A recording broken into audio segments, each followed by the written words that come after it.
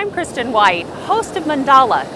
You're invited to join me for some important conversations that will change your life.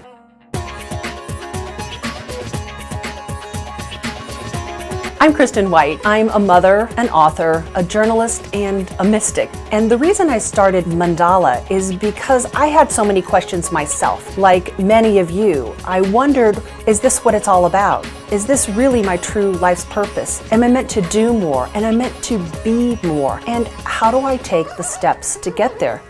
What does it mean to be spiritual? It means different things to different people. For some, it means, what church do you go to? For others, it means, do you practice prayer, yoga, or meditation?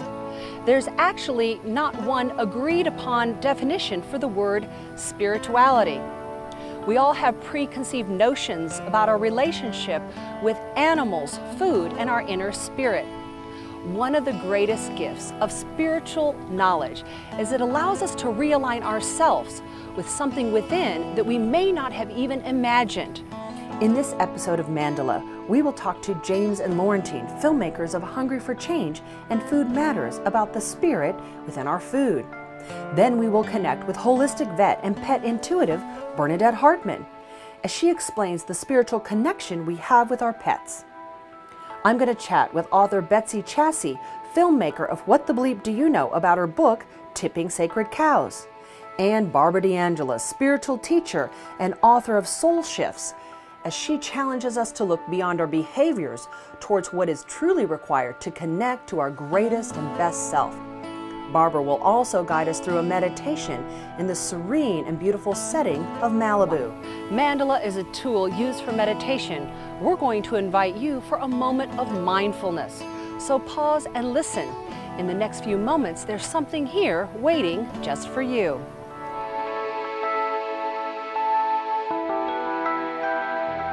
So we have a treat in store for you today. We're here in Los Angeles, California with two Australian filmmakers and their movie Hungry for Change. James and Laurentine, thanks for being with us and inviting us into your beautiful home. Thank you. It's great to be here. So in the movie, you talk about really the weight loss industry and all the things that we don't know about it. What's going on there? I think there's a lot of confusion when it comes to losing weight or the latest fad diet or information out there. And what we found personally when we were helping my dad get over his weight issue was that there are so many things that we're told about nutrition and weight loss that just simply aren't true. And we wanted to get to the bottom of a lot of those truths and help people make better decisions for their health. Your movie is a lot about transformation. I mean, there's just these amazing pictures. I mean, you can't even recognize the people, and we're gonna see a clip in just a second. But how did you get started on this journey? I mean, was there one transformation that really was the trigger? I think for a lot of people, we can empathize with the fact that within our own families, there's chronic illness, and it's commonplace these days in the Western developed world. It's either an uncle or a father or an auntie or a sibling. And we're taught to sort of not go there and try not to, impart our beliefs about what we think they should be doing or not. But for us personally, my father was quite unwell and we really wanted to help him. We were studying nutrition and we could see there was so much that was offered in the natural medicine space that he was not being offered by the conventional medical approach. So that really spurred us into helping understand what drove disease processes, understanding toxicity in the body, understanding deficiency of nutrients in the body and how that impacts immunity. And when you start putting those together, it's clear that that can impact people positively, whether they're suffering from chronic fatigue syndrome, which was in my father's case, to depression, anxiety, diabetes, heart disease, and even cancer. And there's so much that can be done.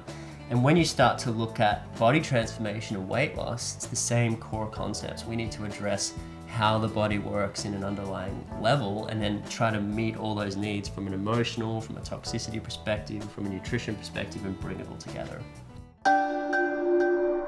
Dear Diary, today I feel very sad and I want to eat everything.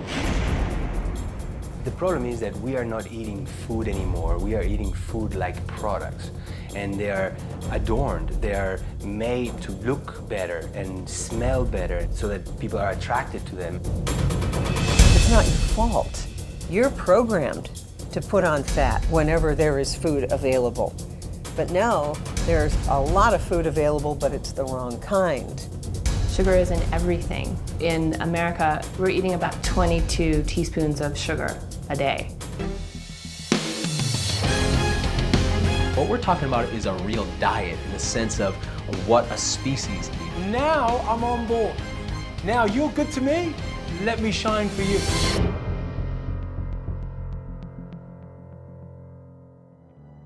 Those transformations, I mean, they almost leave me speechless. It's amazing what's possible. I think that when you really address what's happening in the body on a biochemical level, and you really start to understand the body processes as a whole and how nutrition ties into it, how detoxification ties into it, and also how the mind-body connection ties into it. And the film covers a lot about visualizations and affirmations and, you know, assisting that mind-body connection, because that subconscious part of our body regulates so many parts of our digestion to how much oxygen we need subconsciously, and I think it's really important to address that. So Recently, you know, the AMA just said that obesity is now a clinical diagnosis. What does that mean for your film?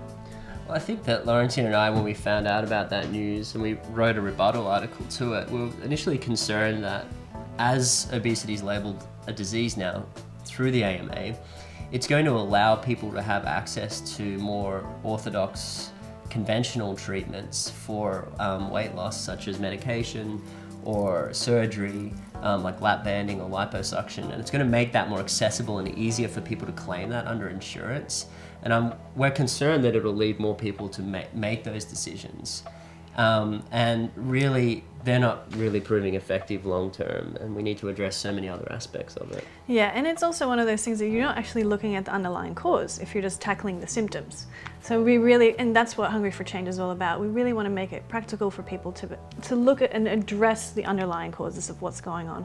Whether it is a physical or perhaps it's also, you know, an emotional. There's a lot of emotional links and traumas that could be the reason why we're putting on a lot of weight. Laurentine, James, thank you so much, and very exciting stuff.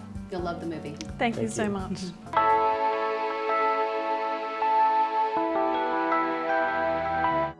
You know the animal in your life is special. They bring you comfort, joy, they even make you laugh. But did you realize that they are an important part of helping your soul evolve to where it could be in this lifetime? I'm here with holistic veterinarian and animal intuitive, Bernadette Hartman. Bernadette, thanks for being here. Thank you, Kristen.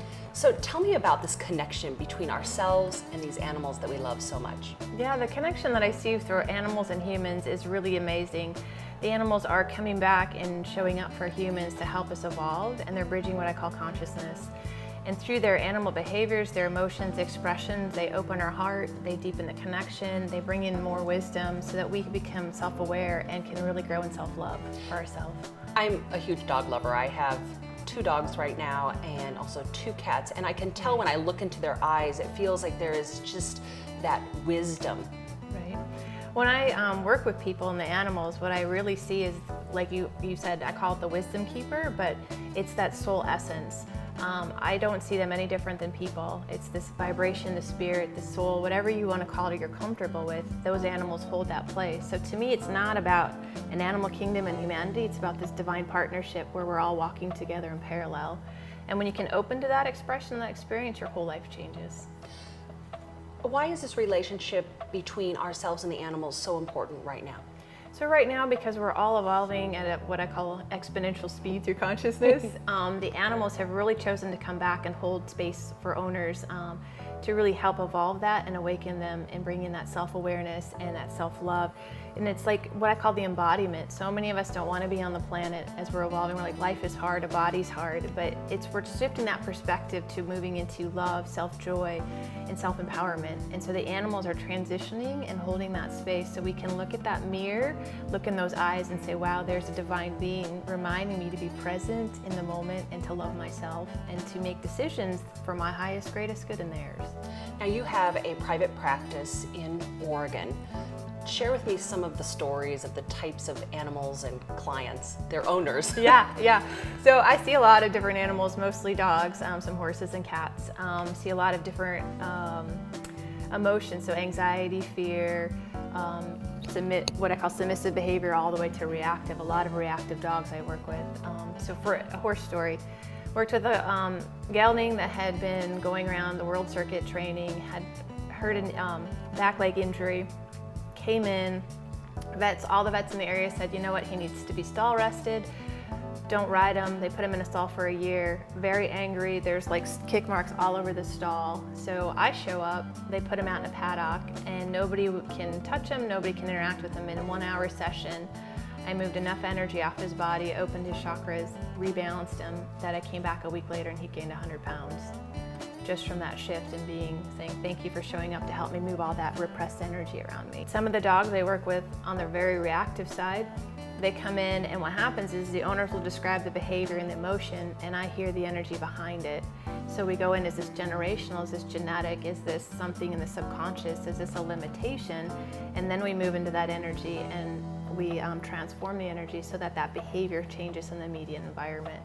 Sometimes it's right away, they walk out, they're totally transformed, and it's just like us, it's an onion layer. You go through the first level, the next level, and then you just kind of keep moving, but they always, always transform, and it's amazing to see it. One of the most painful things that can happen to a pet owner is when they pass. Yes. And especially people who don't have any children, when the pet leaves the planet, it's just heart-wrenching. Right.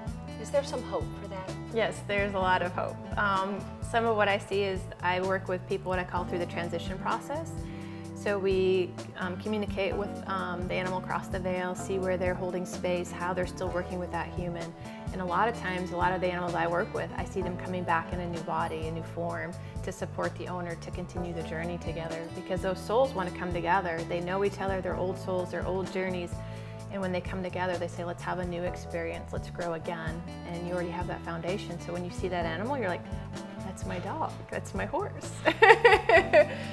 Bernadette, thank you so much for being here and sharing with us your insights into the significant connection between our animals and ourselves. Thank you, Kristen. This is awesome.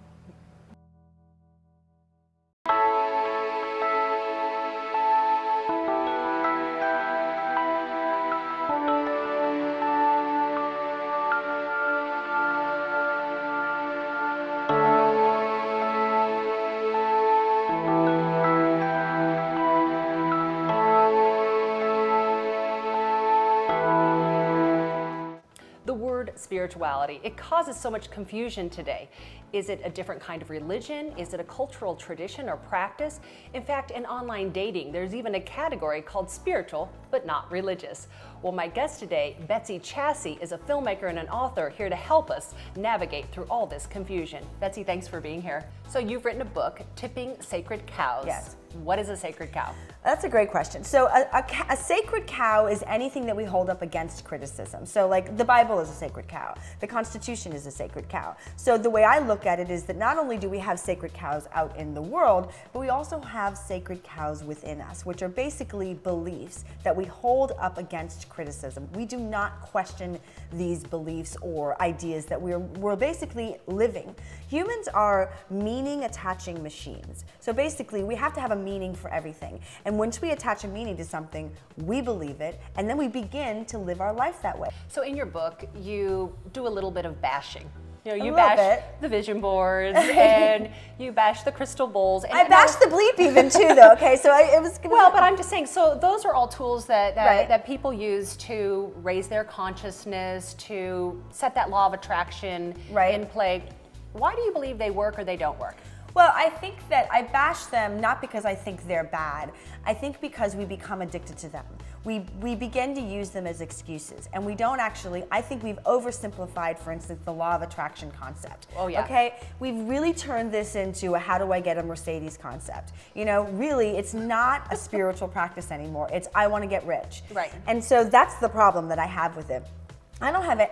My whole house is a living vision board. Every painting that I hang on the wall for my children, everything that I place in my house is a vision board. It's a reflection of what I want reflected back to me. That's a vision board. When you slap together pictures from the Vogue that you just paid for on a piece of cardboard that's you looking like Cindy Crawford and the Mercedes, and you sit there for 7 hours a day and you don't wonder why a Mercedes isn't flying out of your ass, that it's because you have not done the actual work that it takes to go, well, why am I asking for a Mercedes? I talk about this in my book.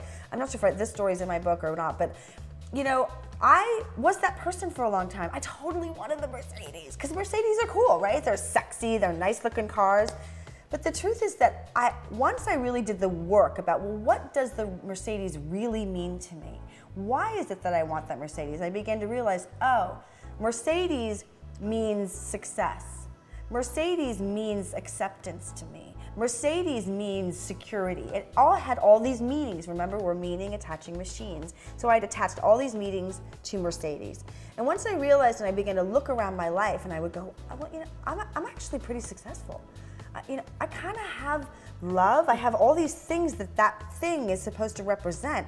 I actually don't need that thing anymore. And so the Mercedes came off my vision board. And as I began to do that, I began to not need to make this thing that was this vision board. I began to just be it and live it and see it in my life.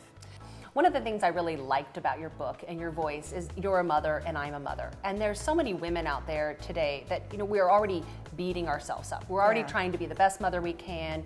We have situations going on in our home. Maybe we're going through a divorce or some kind of situation in our lives. And then this is just another thing to just attack yourself on. Right, because you don't go to the right yoga studio and you're not wearing the right yoga pants. And you didn't meditate enough. You didn't meditate enough. And you didn't, boy, you must have not made the right vision board. Clearly you did not use the right markers or whatever it is, you know.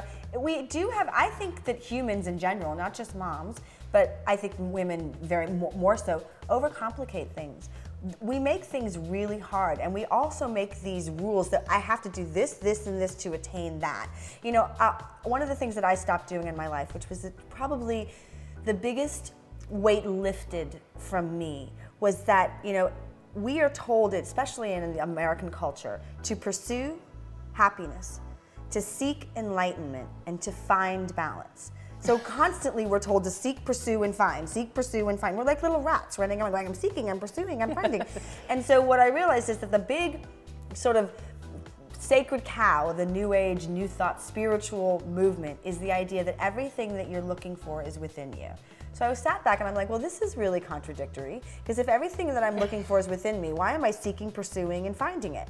And so I said, oh, I think I have it, I'm gonna stop.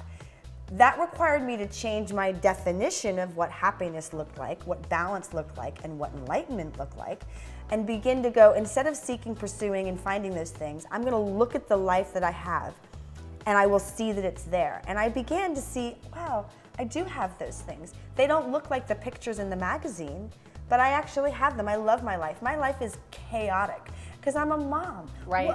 How would it not be chaotic? Right. For me to live into some unrealistic paradigm in which I am constantly zen and I don't scream, hey you, across the parking lot to my kid or whatever, is unrealistic. But we keep creating these very unrealistic pictures, and then we try to seek, pursue, and find them, and then we're failures because we don't. So I just stop. Betsy, thank you so much for being here. It was amazing fun. Thank you for having me. Thank you for doing what you're doing too. I mean, this world needs a lot more loving mamas like you. Yeah, mama. Yeah, it's time.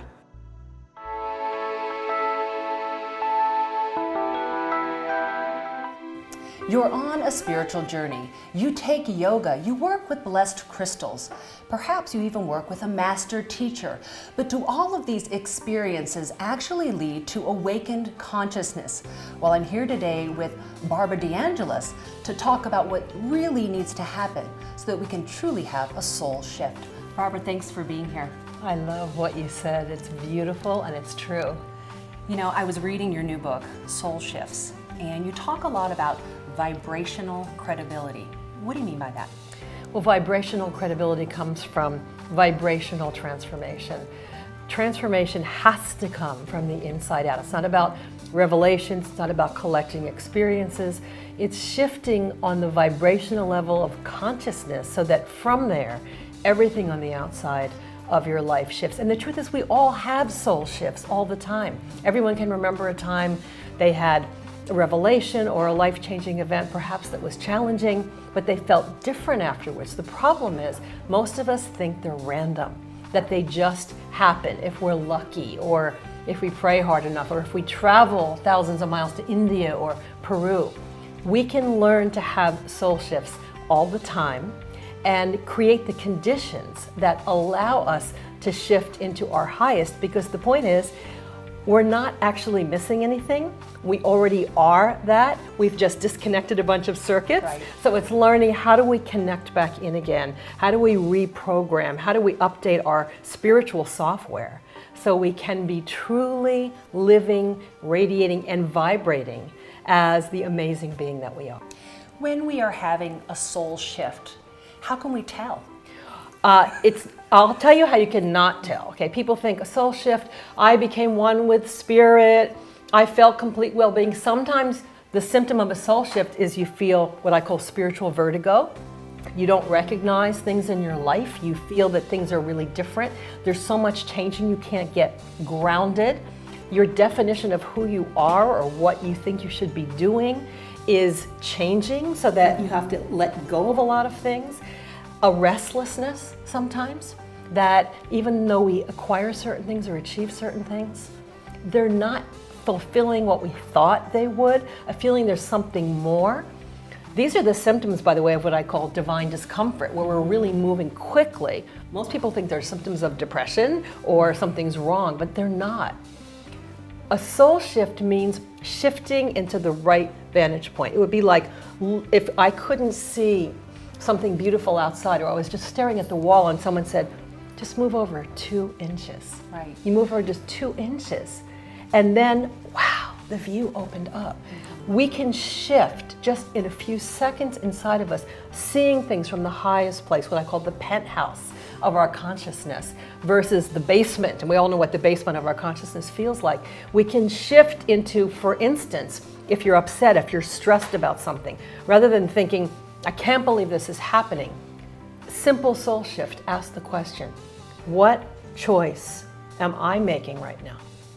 What choice am I making? Wow, not what is someone doing to me? What choice am I making? Instantly our higher self is activated. Well, I'm making the choice to be pissed off. I'm making the choice to separate. I'm making the choice to judge myself. I don't really want to do that. The minute you say, what choice am I making? That question is asked by our highest, which is already intact. So there's so many soul shifts I talk about how to make. That's just an example. Second question would be, what's a more enlightened choice I can make right now? I think you're making such an important point, but do you think that people really understand that they have the power to make that choice? I mean, some people feel like they're just adrift, like the world happens to them, they're a victim of their circumstances. Exactly. So this is a much more empowered position. It's not just a position, it's the truth. And I've been teaching for decades, and one of the jobs of a teacher is to articulate the abstract and make it very concrete. And this, when you said, do people understand it? It's my job to help them understand it. That's what you're doing with this beautiful program. If you were to say something to someone who's watching this program and they're just waking up, they've just stumbled upon this program, what's their first step? The first step is to honor yourself. If you're watching this beautiful program, this beautiful vibrational transmission, it means your cosmic alarm clock went off. And I want to tell you something, and this is true. The hardest part of your spiritual journey is already over. You remembered that you needed to remember, right? You remembered that you'd been asleep. When we're asleep, we don't know we're asleep. Last night, everyone was sleeping. You didn't realize you were asleep until you woke up, and you thought, oh my gosh, I just woke up. How long was I asleep? When you realize you've been asleep, even though it might be uncomfortable to face it, even though you may look back and go, oh my God, how did I live that way? This is the greatest moment on a soul's journey. The hardest part of the journey truly is over. It's a great momentous experience of celebration on the planet. And when we first wake up, sometimes the first experience we have is shock. Shock is one of the great signs of spiritual transformation. I can't believe I fill in the blank, was so unconscious, married that person, whatever it was. That doesn't mean anything's wrong. It means light has come and you're seeing all the stuff in that room that you didn't see when there was no lights on. Turn on the switch and you see things. So being willing to see what there is means you're beginning your recalibration. So that's why I want to congratulate everybody who's watching. Barbara DeAngelis, author of Soul Shifts and so many other amazing books. Thank you so much. Thank you, and thank you for the honor of being here and part of the great mandala of transformation.